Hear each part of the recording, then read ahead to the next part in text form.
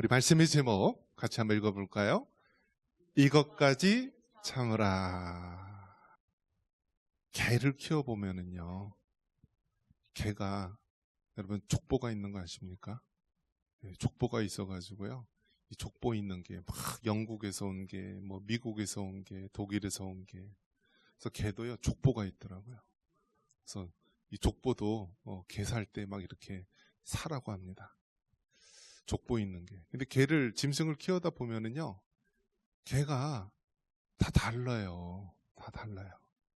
우리나라 진돗개, 막 풍산개 다 그 특성이 있잖아요. 막 사납고 뭐 아무리 먼 곳에 데려다 놔도요, 뭐 몇 달이 걸려서 집으로 오는 뭐 진돗개도 있고요. 또 뭐 세파트와 같이 뭐 독일이 자랑하는 그런 국가 개도 있고요. 리트리버 같이 사냥개이면서 또 뭐 소경, 또 우리 안 못 보는 분들도 인도하는 개도 있고요. 또 마약을 잡는 뭐 마약 단속 개도 있고. 그 개라고 다 똑같은 개가 아니라 다 다르더라고요. 다 달라요. 근데 이런 비유에서 좀 뭐하지만 사람도 어떨까요? 사람도 달라요. 달라요. 우리가 생각하기에는 저 서양 사람들은 다 똑같을 거다라고 생각하는데요. 서양 사람도요, 자기네들끼리 서로 달라요. 자기네들끼리. 자, 프랑스를 비롯해서 이탈리아, 또 뭐 스페인, 포르투갈 이런 데는 서양 사람들 중에서도 라틴 계통이에요. 라틴. 그래서 그 사람들은 피부도 까만 사람이 많아요. 보면은 까무잡잡한 사람. 라틴은 뭐 들으면 어떤 생각이 들어요? 아주 그냥 정열과 열정의 그런 모습이 떠오르잖아요. 라틴. 그래서 그 스페인이 남미에 가고 다 영향을 끼쳤던 나라가 다 브라질이라든지 아르헨티나 남미 쪽인데요. 라틴 계열은 막 다혈질이에요. 뜨거워요. 전 세계에서 혁명 많이 해서 많이 죽은 사람이 누구예요? 프랑스 쪽이잖아요. 프랑스 쪽.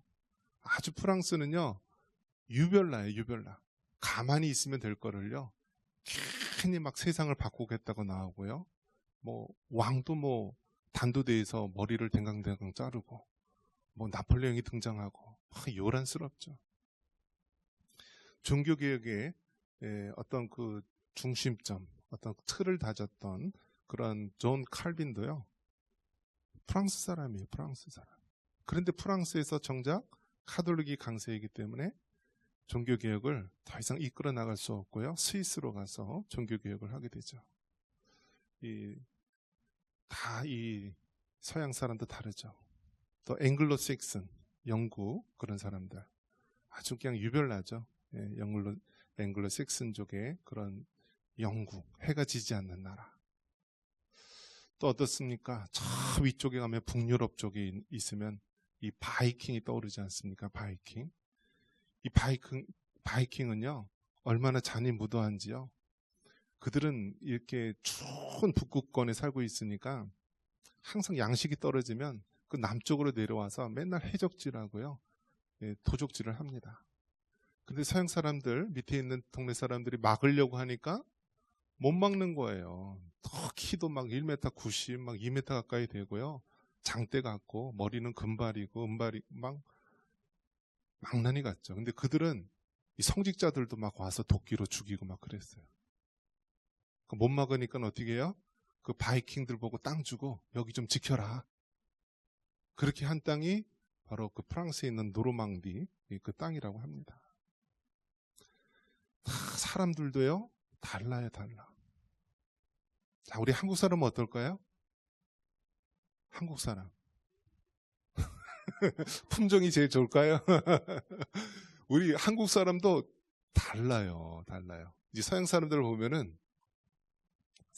보면은 이 한국 사람, 요즘에 이제 K-팝, 뭐 K 문화 그렇게 해갖고 굉장히 하는데, 한국 사람도 나름의 특별한 그러한 독특성이 있어요. 독특성. 이 성격이 어떻다고요? 대부분 빨리빨리해요. 급하고 다혈질이에요. 일본이 한국을, 조선을 지배하고요, 만주를 했을 때요, 중국 사람들은 그 일본 사람들 뭐 그냥 아무리 이렇게 여러 가지 뭐 독립운동처럼 많은 일들을 했지만 시도해서 성공한 적이 없대요. 근데 한국 사람은 어떻게 해요? 예, 도시락 폭탄 던지고 막 총으로 쏘고 뭐하고 유별난 거예요. 유별난 거예요. 뭐 감당이 안 되는 거예요. 일본 같은 그러한 그 사무라이 나라에서는요, 나라를 쫙 정리하고 왕과 귀족만 접수를 하면은요, 일반 백성들은 따라오게 돼 있는데요. 우리나라는 왕이나 막 양반들이 다 도망갔어도 누가 다 들고 일어나요? 백성들이 그냥 예, 곡괭이 들고 일어나서 나라를 지키는 나라예요. 우리나라 보십시오. 우리나라가 이 한반도의 조그마한 나라 아닙니까? 이 세계 지도를 보면은요, 이 남쪽 나라만 있고 북한 공산화, 중국 공산화, 러시아 공산화. 근데 여러분 특이하지 않습니까? 거의 다가 공산화가 됐는데 이 한반도의 조그마한 나라 대한민국이 자유민주주의의 그 마지막 그 저항, 방파제처럼 지키고 있는 모습 보면 참 하나님께서 우리나라를 귀하게 사용하여 주시는 줄 믿습니다. 자, 그런 우리나라 다혈질이고 급하고 예수님이 12제자 중에 비유한다면 이 베드로 같은 사람이에요. 막 너무나 성격이 급해서 예수님 보면은요, 배에서 좀 진득하게 기다리고 가지 않고요, 어떻게 해요? 물속으로 다이빙해서 막 헤엄쳐 가는 사람. 오늘 베드로도 뭐 어떻습니까? 예수님이 마지막 이제 겟세마네 동산에서 기도하고 이제 잡혀가게 되죠. 잡혀가게 되는데 대제사장의 군졸들이 찾아와서 많은 사람들이 찾아와서 예수님을 잡아가려고 하는 거예요. 그러니까 이 성질 급한 베드로가 어떻게 하나요? 예수님, 내가 저들을 칼로 벨까요? 근데 칼이 벌써 휘둘러져서 말고라고 하는 사람의 귀를 댕강 잘라서 벌써 떨어뜨렸어요. 자, 그러한 이 성질 급한 베드로. 또 우리 민족과 같이 정말 뜨겁고 열정이 가득한 이 한민족. 이런 우리에게 주는 말씀이 무엇이냐면 한번 따라해 보겠습니다. 이것까지 참으라. 바로 우리에게, 우리 민족에게 다혈질적이고 막 성질 급한 우리에게 한번 했다 하면 끝장을 보고 예수님을 믿었다 해도 아주 그냥 열정적으로 믿는 우리 민족에게 주시는 하나님의 말씀입니다. 여러분 지난 주 중에 이제 대통령 탄핵 재판이 있었습니다. 예, 그래서 이 헌법재판소에서 재판이 있었고요. 예, 그리고 이제 결국은 대통령이 탄핵이 인용이 되어서 이제 대통령 자리에 물러나게 됩니다. 참 우리나라는 유난스러운 나라고요. 우리나라는 참 여러 가지 안 겪어도 될 많은 일들을 겪는 그런 나라인 것 같습니다. 그래서 어쨌든 대통령이 탄핵이 되어서요. 이제 앞으로 2달 안에 새로운 또 지도자를 또 세워야 됩니다. 이를 위해서 여러분, 우리 믿는 그리스도인들이 더 많이 기도해야 될 줄 압니다. 여러분, 그 법이란 것이 어떤가요? 이 법 중에서도 가장 그 어머니 같은 법, 최고의 머리가 되는 법이 바로 헌법입니다. 헌법. 그래서 이 헌법을 기준으로 해서 여러 가지 세부적인 뭐 민법이나 형법이나 상법이나 많은 그런 무수한 법들이 이 헌법을 모태로 해서 이렇게 나오게 되는 것이죠. 그래서 우리나라 헌법은 어떻습니까? 자유민주주의, 자유시장 경제, 국민에게 주권이 있는 그러한 나라. 그래서 그것이 다 헌법을 모태로 해서 그렇게 이루어진 것입니다. 근데 헌법은 어떻습니까?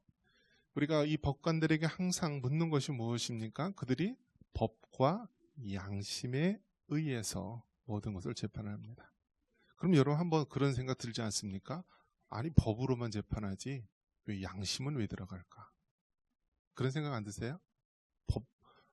법관이면 재판하는 재판장이면 법으로만 집행하지 왜 양심은 왜 들어갈까? 이게 왜 그러냐면 같은 법이라 할지라도요.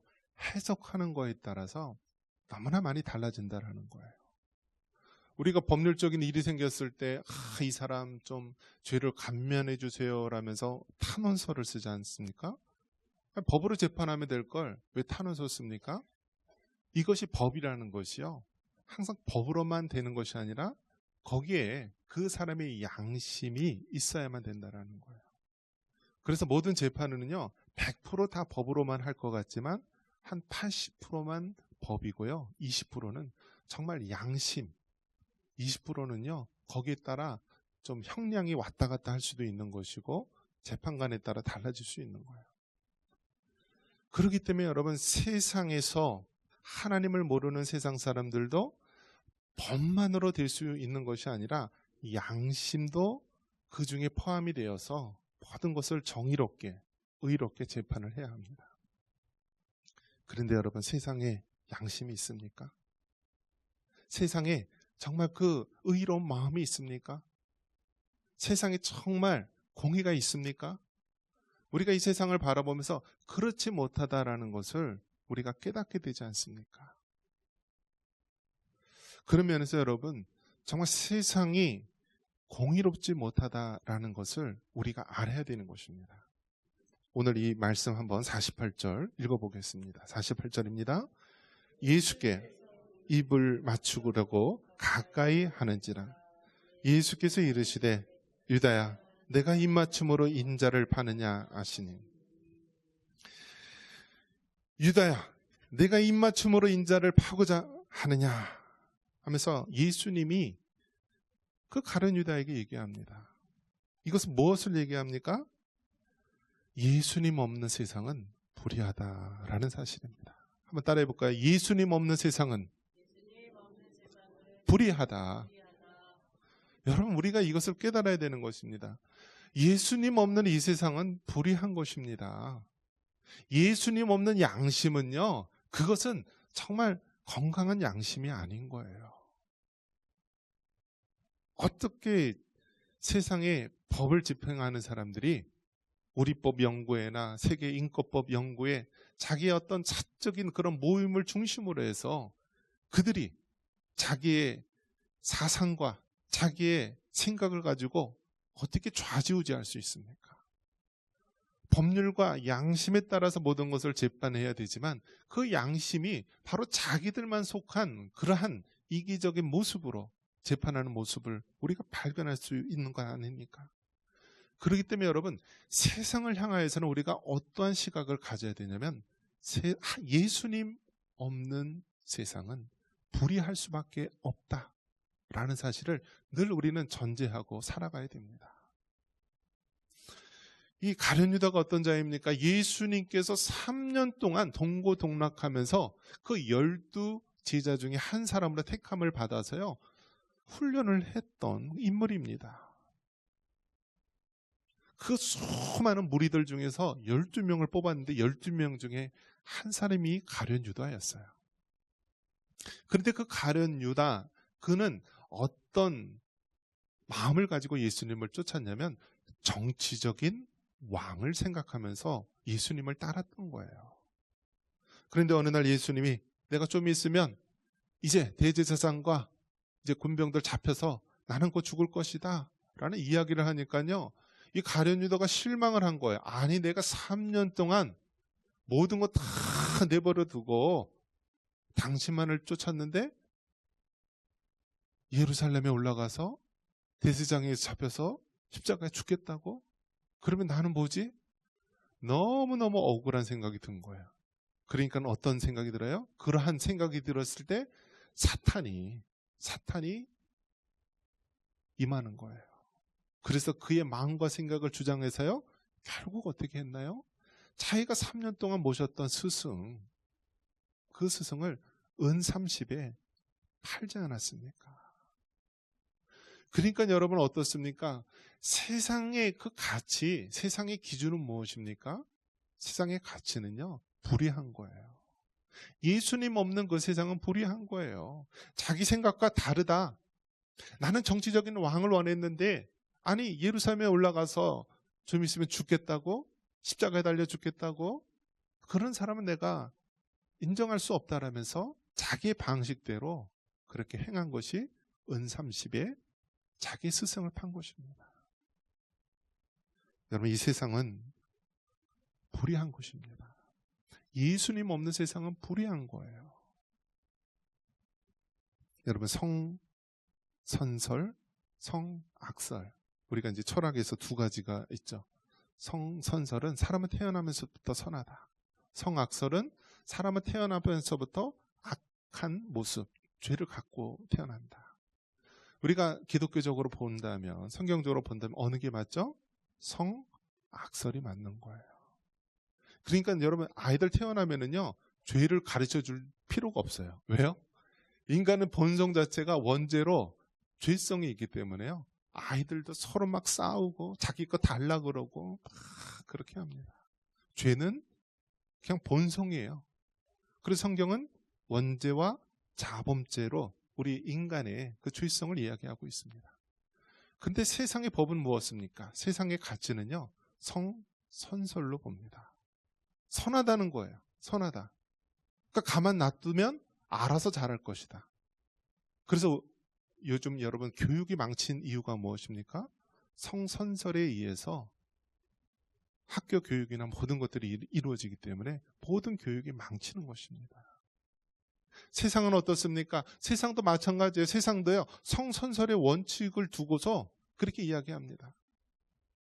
그런데 세상이 돌아가는 모든 것들 보십시오. 다 악한 모습, 성악설, 죄성을 가진 인간이 다스리기 때문에 죄가 드러나는 것입니다. 그렇기 때문에 여러분, 우리는 세상이, 예수님 없는 세상이 악하다라는 이러한 사실을 잘 깨닫고 세상에 소망을 품지 말고 오직 예수님께 소망을 품을 수 있는 여러분 되시기를 축원합니다. 창세기 37장 28절에 보면 인간의 죄성의 모습, 세상이 정의롭지 못하다는 모습을 그 요셉의 그 형제들을 통해서 알 수가 있죠. 우리 창세기 37장 28절 같이 있습니다. 그때 미디안 사람 상인들이 지나가고 있는지라 형들이 요셉을 구덩이에서 끌어올리고 은 20에 그를 이스마엘 사람들에게 팔매 그 상인이 요셉을 데리고 애굽으로 갔더라. 아멘.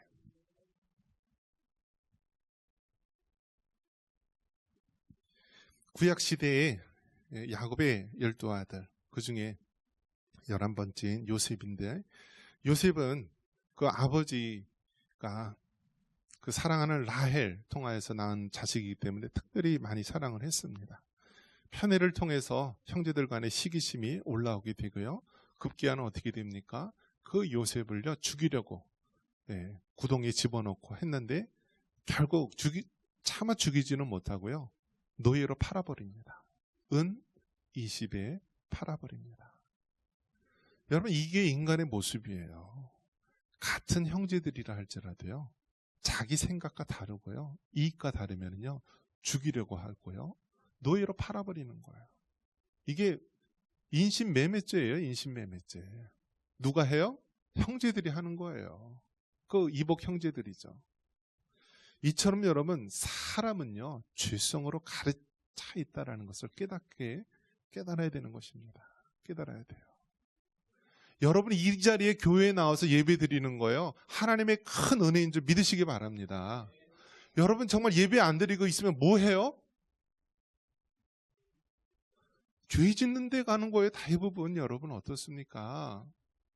대부분 죄를 지어요.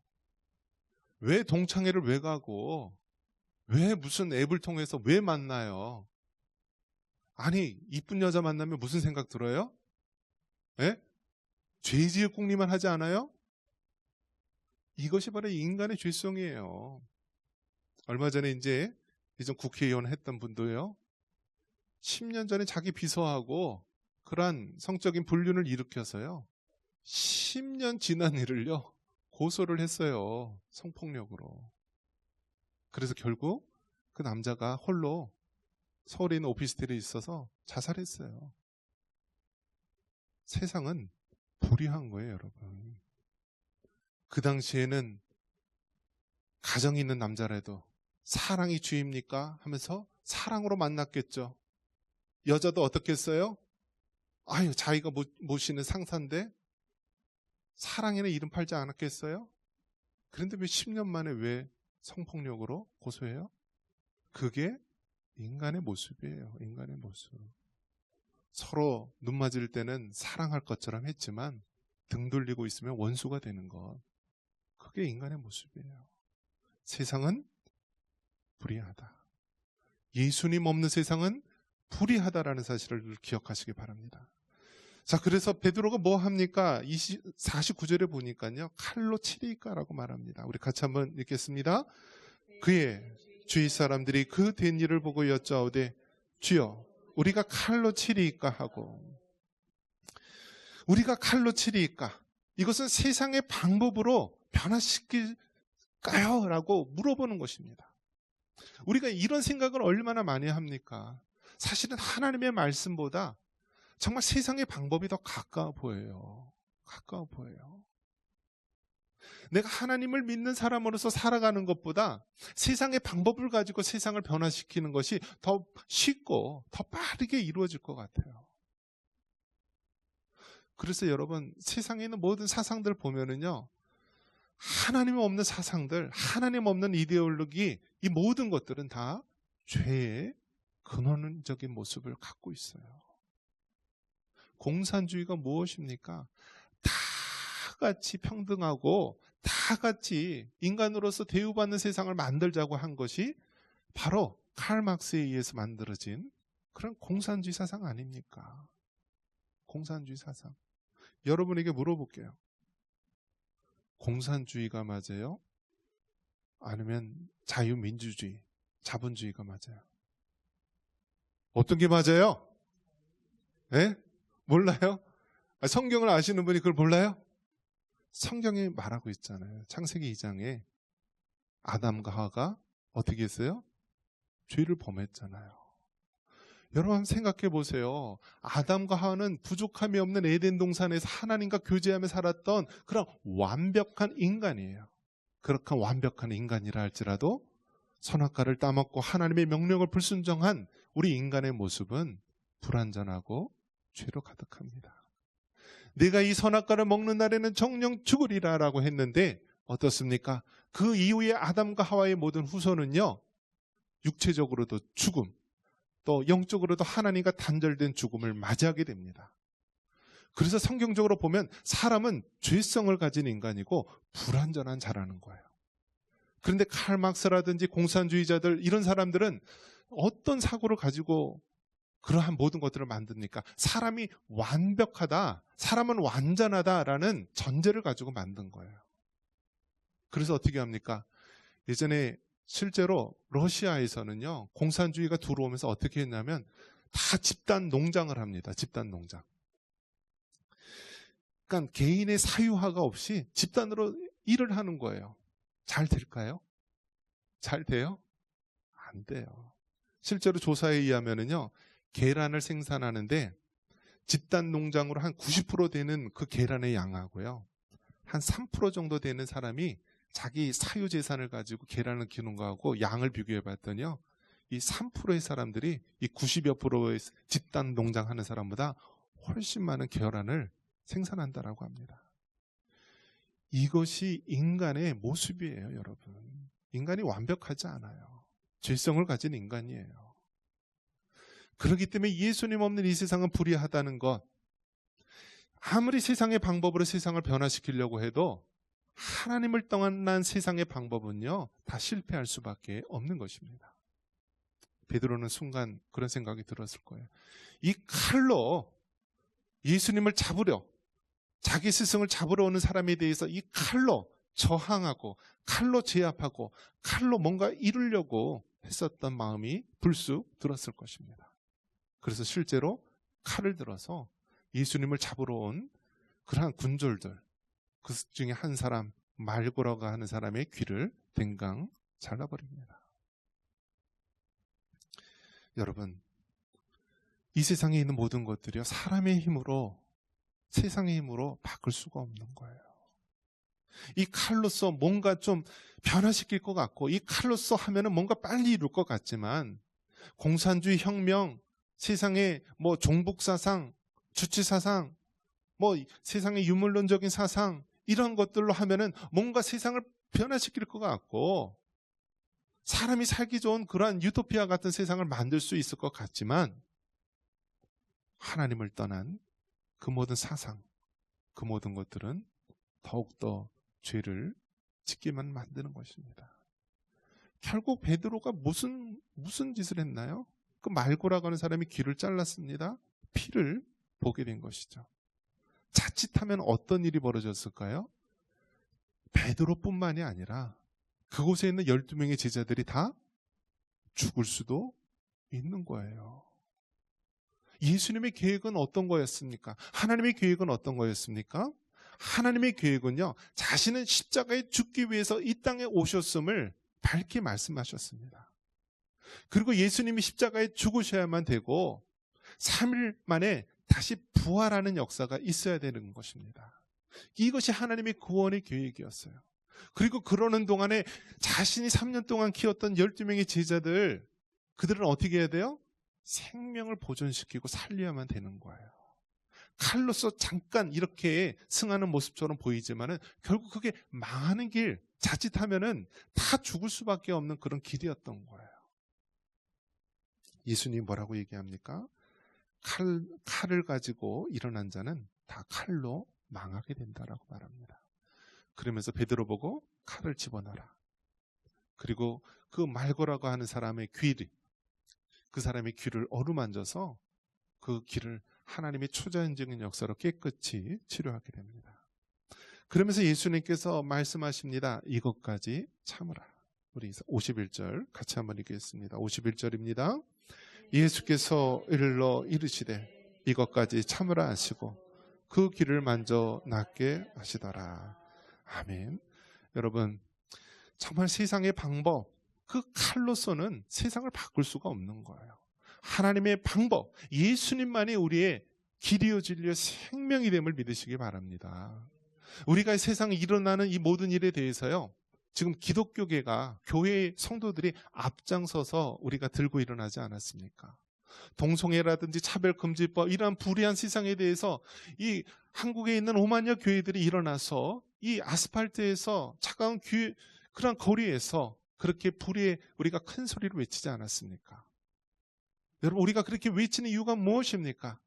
이것은 칼을 들어서 세상을 변화시키는 것이 아니라 오직 예수님을 통하여서 이 세상을 변화시키자 하는 마음으로 나왔던 것입니다.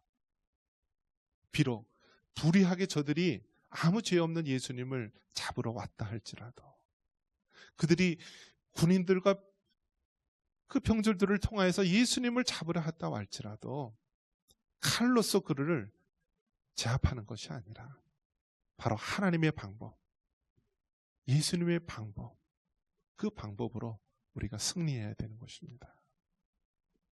요한복음 14장 6절에 바로 예수님이 길이요 진리요 생명이라고 말합니다. 같이 한번 읽어볼까요? 예수께서 이르시되 내가 곧 길이요 진리요 생명이니 나로 말미암지 않고는 아버지께로 올 자가 없느니라. 아멘. 말씀을 믿습니다. 여러분, 칼로서, 세상의 방법으로서, 인간의 그 어떤 방법으로도 세상을 바꿀 수가 없습니다. 정의로운 사회로 만들 수가 없습니다. 오직 예수님, 오직 하나님의 말씀대로 살아가는 것, 오직 주님의 진리를 따라 살아가는 것, 이것이 바로 우리가 살 길이고 이 나라가 살 길이고 온 인류가 살 길입니다. 여러분, 마지막 때에 정말 우리 곳곳에 얼마나 많은 불의한 일들이 일어납니까? 그 부분에 대해서 우리가 당당히 예수님의 이름으로 일어나시고 성경적인 말씀, 성경적인 세상으로 이 세상을 변화시킬 수 있는, 복음의 능력으로 변화시킬 수 있는 여러분 되시길 주님의 이름으로 축원합니다.